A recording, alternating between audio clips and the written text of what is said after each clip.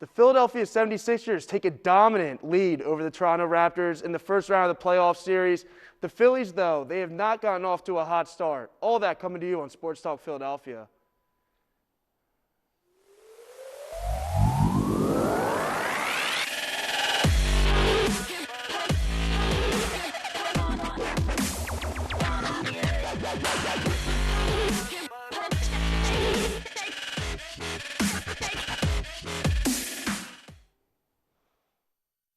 Welcome to another episode of Sports Talk Philadelphia. I'm your host, Cale Flieger.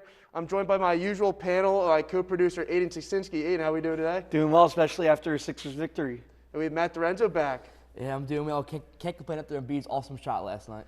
Yeah, we're going to get right to that shot, as it was a spectacular shot made by Joel Embiid last night to put the Sixers up 3-0 on the Raptors in this series. Overall, cannot be happier. I mean, going up 3-0 in a series, no other team has ever came back from a 3-0 deficit. So the Sixers, they should be locked and moving into that next round coming up here next week. We are going to highlight the three games that the Sixers have played. They played Game 1 against the Raptors. They beat them 131-111. Tyrese Maxey was the star of the game, 38 points. He really stepped up and showed the player that he can be in a big-time moment. Joel Embiid was the fourth leading scorer in that game at 19 points, but that just showed how well the team overall played together, as Tobias Harris had 26 points in that game, James Harden 22. So overall in Game 1, the team just played great, and that's probably the best game they played overall this series so far. Game 2, they won 112-97. Joel Embiid, 31 points. Tobias Harris, again, has had a great series, another 20-point game from him. Maxey, 23 points. And then last night, an overtime win on the road in a hostile environment in Toronto, where they won 104-101 off a game-winning Joel Embiid three-pointer, where Embiid had 33 points, 24 points in the second half. Tobias Harris, 11 points, 12 rebounds. James Harden fouled out before overtime, but he had 19 points, 10 assists. So overall, the Sixers are up 3-0 in this series. And what is your guys' overall reaction to just how the Sixers have played in this three-game stretch here? So my reaction so far, 2 awesome games and then 1 great 3 seconds in the third one. I mean, just the fact that they went to Toronto up 2-0, had all this momentum, and just looked terrible in the first half. I mean, they had 15 turnovers in the first half. They had 12 in the first 15 minutes. That's completely unacceptable for a playoff basketball team. And I get it, they won. It was an amazing shot by Embiid. I'm not going to take anything away that what they've done so far. But they've really struggled last night away for the first time in the playoffs against a team that's really not that good. And it really scares me about that we could play this badly against a team that's much better than the Raptors, and we won't be able to come back. Yeah, I mean, going into this series, all the experts, all the analysis said the Raptors wouldn't be surprised if they won the series. Game 1, 20-point win. Tyrese Maxey out of nowhere with his first postseason start, putting up 38 points. I mean, it's always a great sign for your team going forward to the playoffs when your MVP caliber player only has to score 19 points and you won by 20 points. And Game 2, up by a lot. That lead did diminish a little bit in the fourth quarter, but we still had on to win by double digits. And last night, it was like one of those trap games. Up 2-0, going into Toronto without Matisse Thybulle, great defender. And Sixers looked terrible. 24 turnovers. Couldn't really get anything going on offense, down 17 at one point, and they still found a way to win the game. So if they can do that going forward in the playoffs, I think they're the team to beat right now.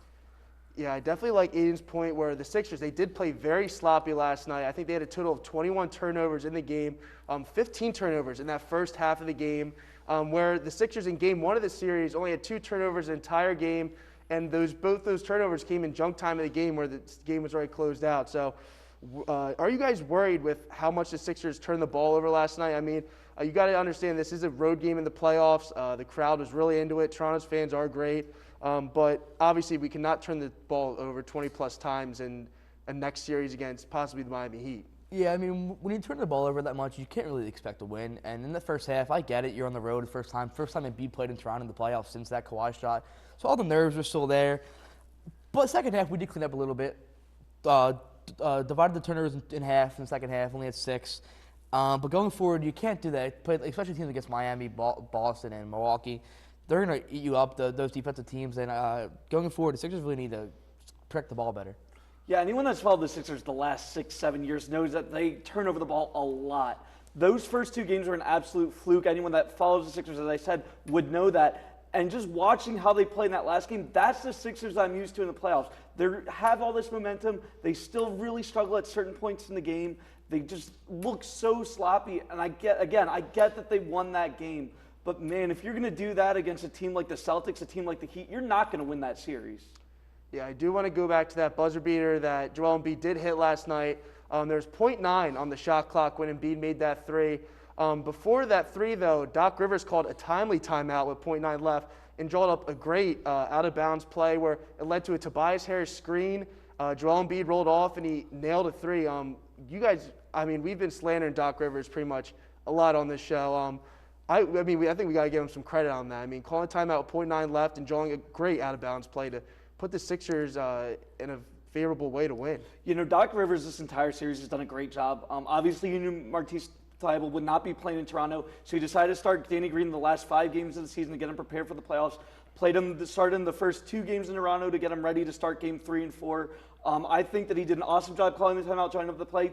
My only criticism so far is I wish he would have played Korkmaz last night. I get that we still won. I get that Korkmaz doesn't add too much from the bench, but it's just another piece that you could add in for a 3-point shooter, a little bit of stretch from that wing area. I feel like it would have been a smart decision at least to give those guys some rest, especially because you were only using 3 guys off the bench. But that's my only criticism so far.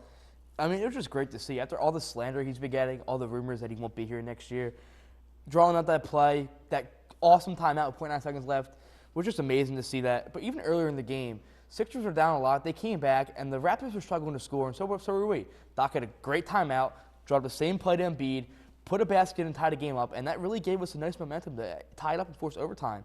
And so far in this series, Doc's been a really good head coach. Yeah, exactly. Doc Rivers has been a great head coach so far in this series against the Toronto Raptors. The Sixers, I did say they are up 3-0 right now. Their next game is in Toronto again this Saturday afternoon. We'll see if the Sixers will go for the sweep. Hopefully they sweep them and they can rest up a little bit for this next round. We are going to look over to the possible opponent the Sixers will play in the next round. That we are up 3-0. The Heat are currently playing the Atlanta Hawks in that series. The Heat came into the playoffs as the #1 seed. They are currently leading Atlanta 2-0. Overall, I think this is a very dangerous team with Jimmy Butler, Tyler Herro, 6th Man of the Year. You have a vet point guard in Kyle Lowry.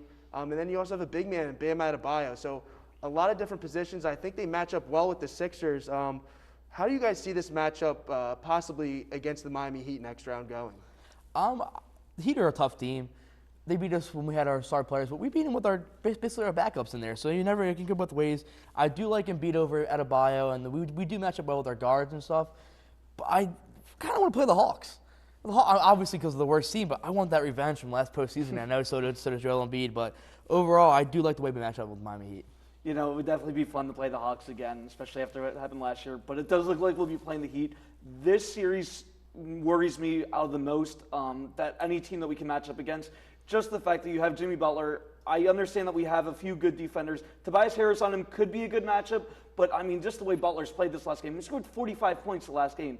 That's not something that he really does in every single playoff game, but I mean, he even led the Heat to the finals in 19 and 20. So it does worry me with this team. I think Adebayo is a great matchup against Embiid only because he's a little bit more athletic. I feel like you could tire Embiid out in a 7-game series.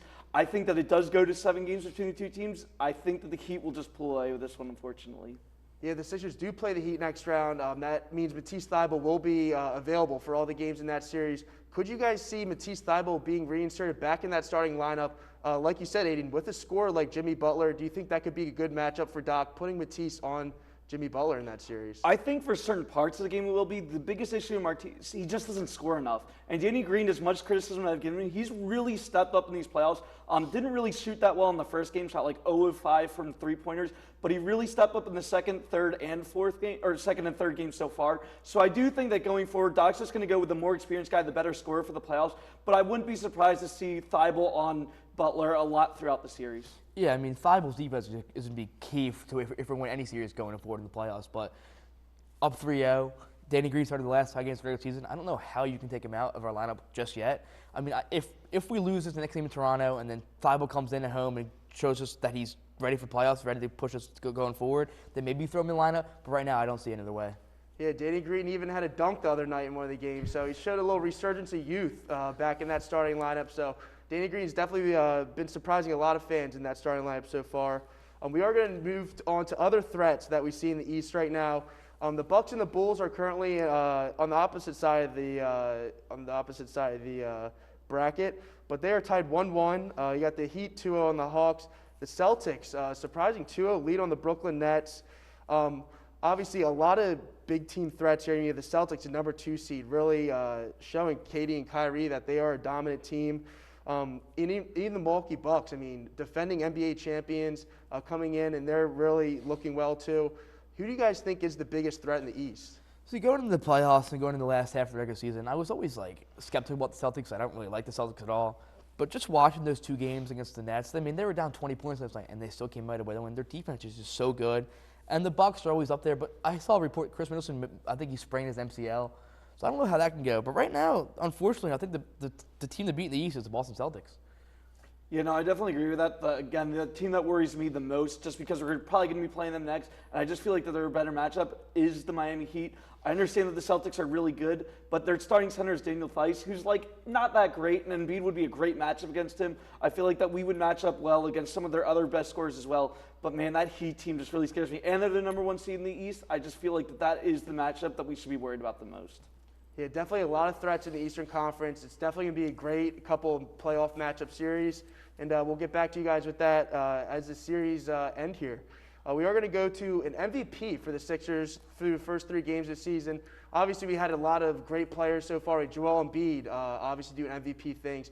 Tyrese Maxey stepping up his game in the playoffs even more than he did at the end of the regular season. Then obviously Tobias Harris, a player who's been really flack throughout this season for not stepping up to his contract, and he's played great defense in this series. He's provided another option of scoring, rebounding. So overall, who do you guys have as the MVP so far for this series? So I'm going to go with the MVP of the Sixers so far this season, and the guy that should be the MVP in the NBA, Joel Embiid. He's averaged a double-double this entire playoffs. He put the team on his back yesterday. Even when he was struggling in that first half, had 9 points, really stepped up, scored, ended up finishing with 33.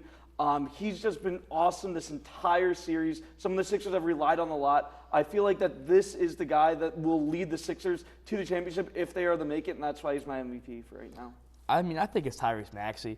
Embiid, you know what he was going to do. And Maxey coming up, first postseason starting, averaging 27 points right now in postseason. I think it's Tyrese Maxey.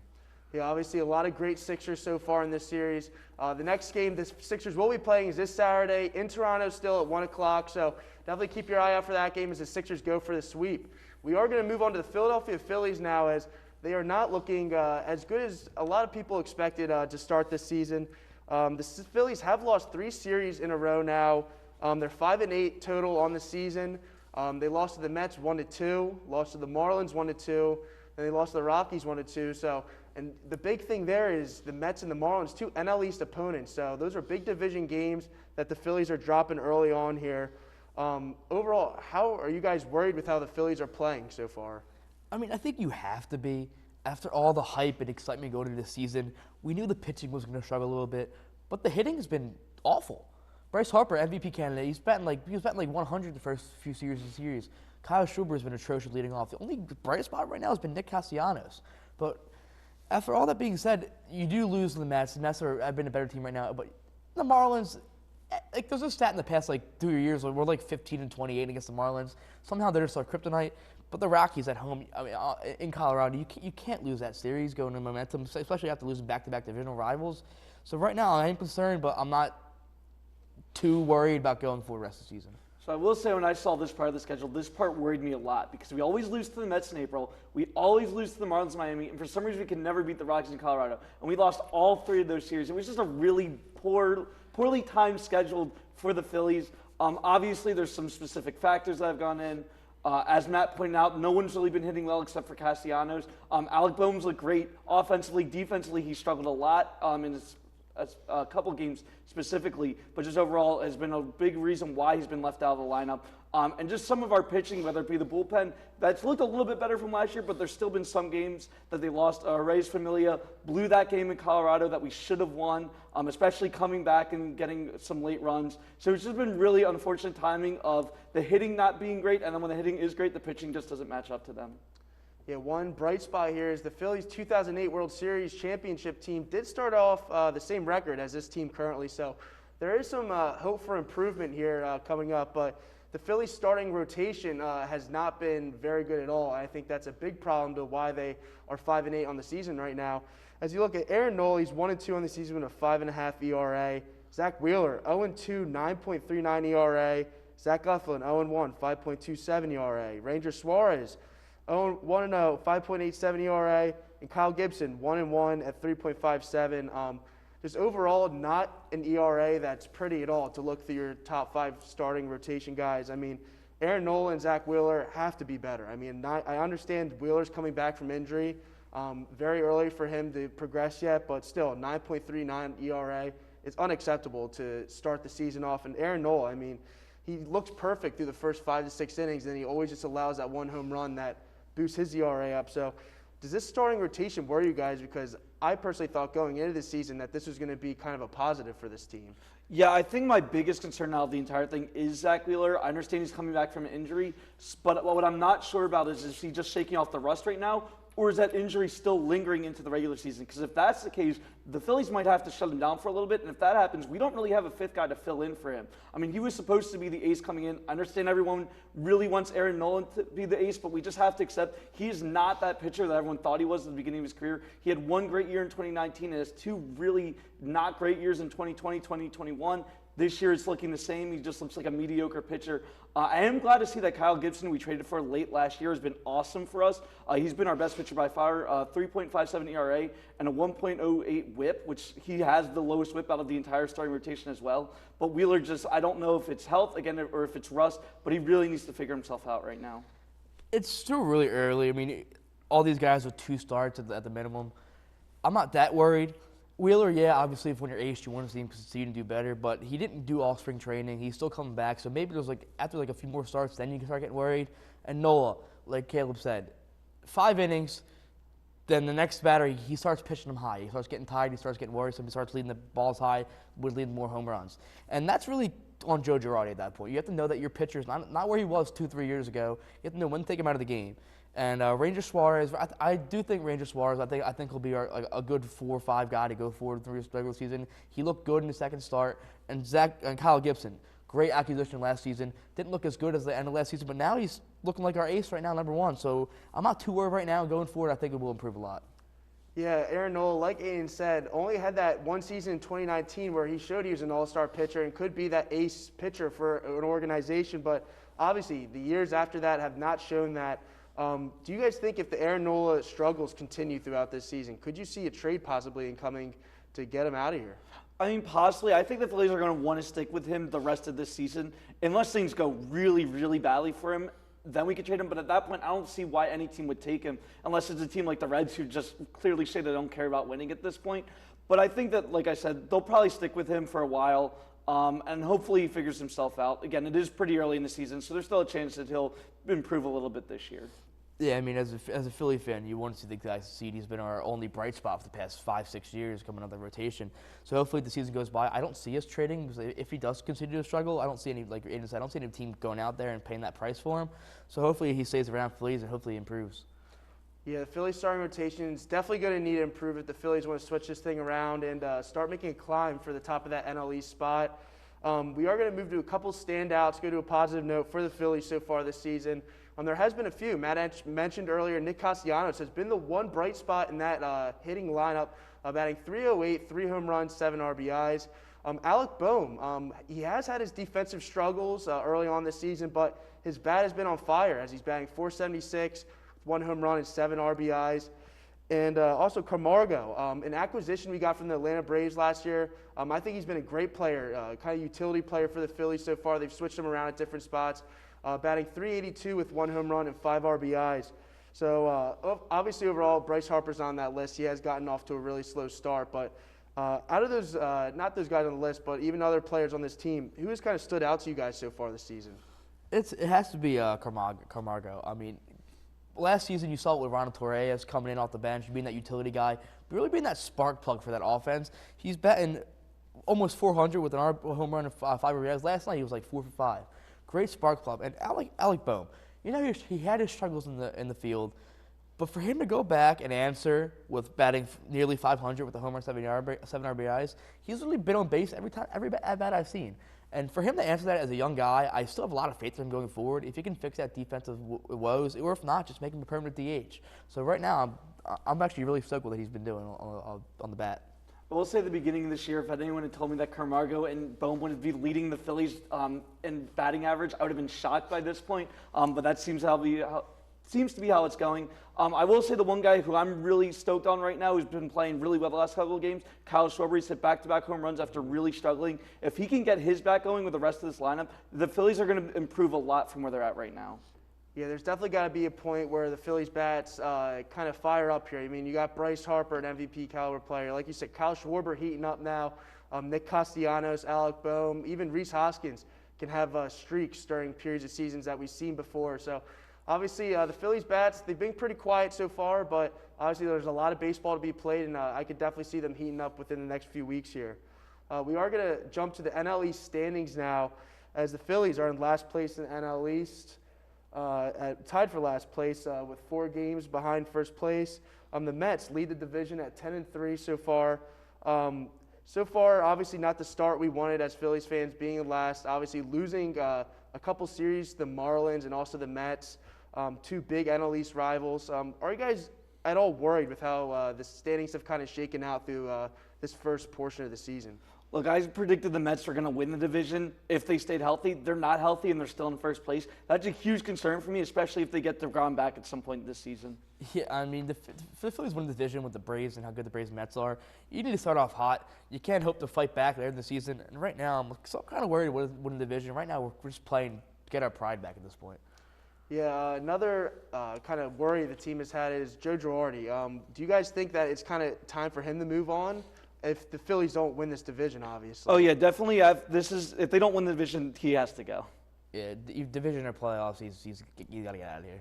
Yeah, obviously the Phillies haven't made the playoffs with the acquisition of Bryce Harper yet, so hopefully they can finally break that streak, as they've spent over the luxury tax this year. They've spent the money, so hopefully those players start to show up. We are going to move on to Fast Five now. Our first one, instead of this week in college basketball, we're switching it to baseball with Aiden. So biggest story so far on the last 2 days has been that the Oakland Athletics have had the lowest attendance out of baseball in years. They had 3,500 the other day. Last night they had less than 3,000. It's just really sad for a team that has historically been so good, at so many great players, just unfortunately intentionally lose, and the fans just aren't going to come out to it. I understand that the stadium's not good anymore, but it just feels like that the team's holding the city hostage, and something has got to give. Either they got to move, or they got to say, hey, we're going to build a new stadium, because the fans are just going to come out with the way that this team has been handling themselves. And next in the questions here, we have Deebo Samuel, the star wide receiver who put up 1,400 yards last year for the San Francisco 49ers, has publicly requested a trade from the team. We're going to go to Matt for this one. Kind of reaction, and where will Deebo end up? Yeah, I mean, I was really shocked to figure that out. I mean, he had such a great year last season. I'm kind of confused why the 49ers won't pay him. He's literally their entire offense. But as far as he'll end up, it really depends who's willing to pay that price. But, the Green Bay Packers have to lose Adams. I don't know if they're willing to do that pay. And they didn't want to pay Adams, so why would they pay Deebo? He's been in talks to go reunite him with his old coach and Miami's always possible, but they just got Tyreek Hill. So I kind of a team I really like him to go to, his sleeper team, is the Baltimore Ravens. Put him on Baltimore with the dynamic of Lamar Jackson and the speed of Hollywood Brown. That offense becomes one of the best offenses in the league. So Baltimore Ravens where I like Deebo to end up. Yeah, it's definitely going to come down to what team's going to give up the draft capital for him, and also who's going to want to pay him, because we've seen a lot of these wide receivers that have been traded have gotten big contracts like Devontae Adams and Tyreek Hill. So definitely going to be interesting to see what team's going to take a shot at Deebo Samuel here. The next, we're going to go to a reaction as Jay Wright, the Villanova Wildcats basketball coach, has retired. Overall, I think it came to a shock to people that Jay Wright retired this kind of early. 21 seasons as the Villanova head coach, 6 Big East championships, 4 NCAA Final Four appearances, and obviously 2 national championships. Obviously already a Hall of Fame college basketball head coach. Just overall, the culture that he brought to Villanova overall, I think, is unbeaten. Villanova is hiring Fordham's coach Kyle Neptune as his successor. He did learn under Jay Wright for 10 years, so hopefully he has that still culture Villanova really values. And sad news to see Jay Wright and Coach K go out in the same season, but obviously two great coaches and did a lot for the game of college basketball over the years. We are going to go to next predictions for who will make it out of the Eastern and Western Conference, pretty much who will make the finals in the NBA, and we're going to go back to Matt for this one. I mean, as I would love to say the Sixers, and like I'm not going to go. I'm biased. My unbiased opinion is I like the Celtics come out of the East, which it really pains me to say that because I don't really, like I said earlier, I don't really like Boston Celtics at all. And from the West, Devin Booker's out 2 to 3 weeks with a hamstring injury, so that might be lingering. It's looking like it's going to be the Golden State Warriors, which also pains me to see because they've been there 5 of the last 6 years, 5 of the last 7 years, and hey, I would like the new team to split up, but like right now it's looking like a Celtics Warriors finals matchup. Yeah, definitely. That Devin Booker injury, I thought the Suns were going to make it out of the West, but that Devin Booker injury obviously going to play a big factor, and the Suns even getting out of this series and further series. So hamstring, definitely not something to mess with. The last question we're going to go to is back to Aiden with this one. The best team in the MLB so far during this young season. So I'm going to go with the team with the best record right now. The LA Dodgers have been on fire at this point, and that's including the losses of Corey Seager to free agency and then trading A.J. Pollock for Craig Kimbrel. The Dodgers have just completely stacked up the rest of their lineup, and they just look really good. Freddie Freeman has been on a tear recently after a really slow start. Dave Roberts has so much to work with right now. He already has that World Series under his belt in 2020. I think the Dodgers want to prove that it wasn't just a bubble thing, that they can go back and win again. They have already made it to the NL finals multiple times and a couple World Series, so I definitely see them as the best team right now. Yeah, the LA Dodgers, obviously one of the best teams every year in the MLB, as they have a great farm system, and also, like you said, the acquisition of Freddie Freeman in free agency. They signed great free agents, and they have a great farm system. So obviously, the Dodgers are going to be at the top of the MLB almost every single year.